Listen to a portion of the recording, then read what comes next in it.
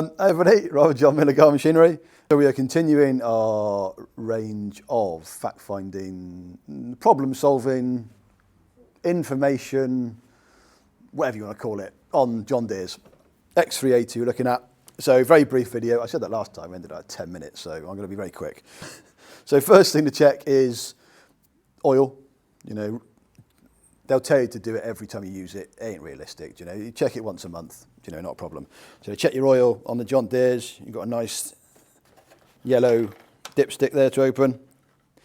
I don't know when that comes in. I don't know if you can get that close. I've dropped it all in my hands. You've got your marker level there. It's very difficult to see because it's new oil. When you're checking it, all you've got to do is place it on top of the thread. Okay, guys, you're not screwing it back in. I'll give you a false reading. On top of the thread, check it. Job's good. And make sure you tighten it back up because that's going to go wrong quite quickly if you don't. Battery, you know, batteries are under there.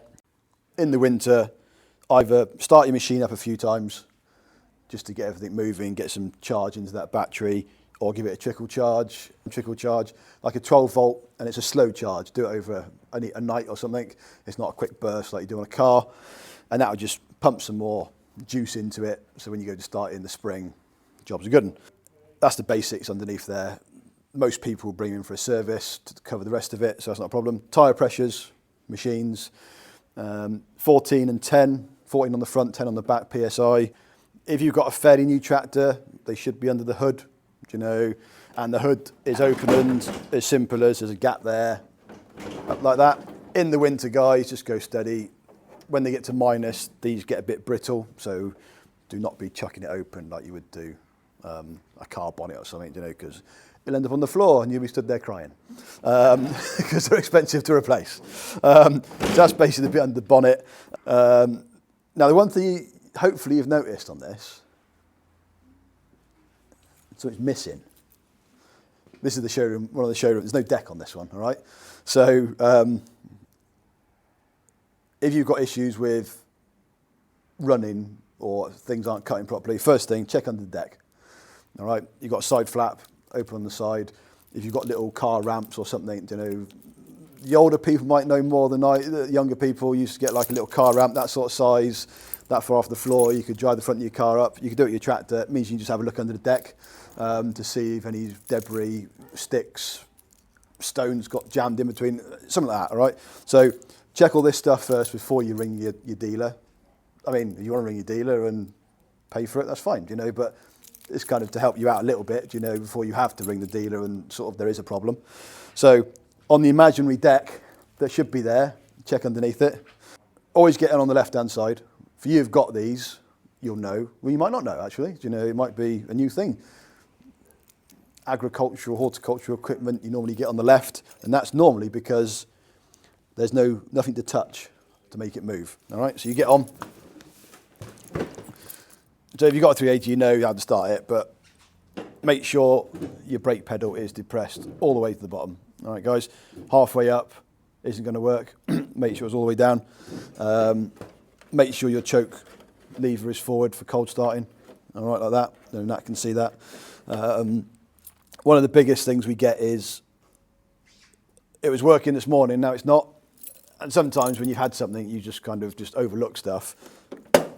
Engagement button for the deck.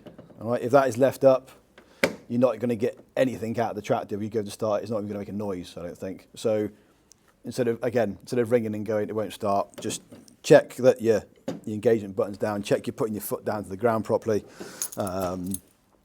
And before you move forward, you're taking your brake off. You know, that's brake on, that's brake off. So just simple stuff. It can get a bit familiar sometimes when you've had a tractor for a few years. So that's your basics around there. And then if Nat pops to the back of the tractor, so with all high-chassis tractors, you've got a dump valve so you can basically push the machine.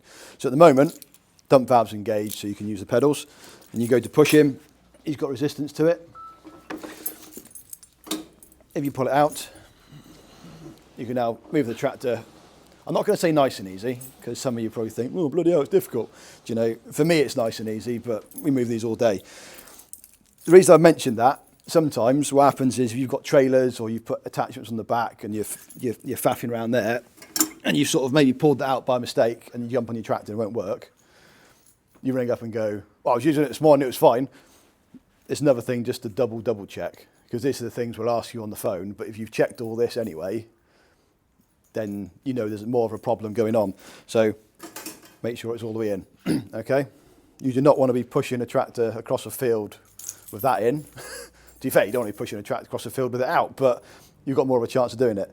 And then the other thing is, not to get oil on the seat, because I've got it on my hand. Just double check, I didn't do this on the 590 actually, just double check that this hasn't been caught. So this is a seat sensor, all right? Make sure that's in there, fitted. That's another reason why they won't start, okay? So nice and simple, basics. By the time I do all these videos, it'll be down to like a minute, I reckon, but at the moment we're counting down bit by bit. So that's the 380 from John Deere. Don't forget to like, subscribe, and I'll see you in the next one.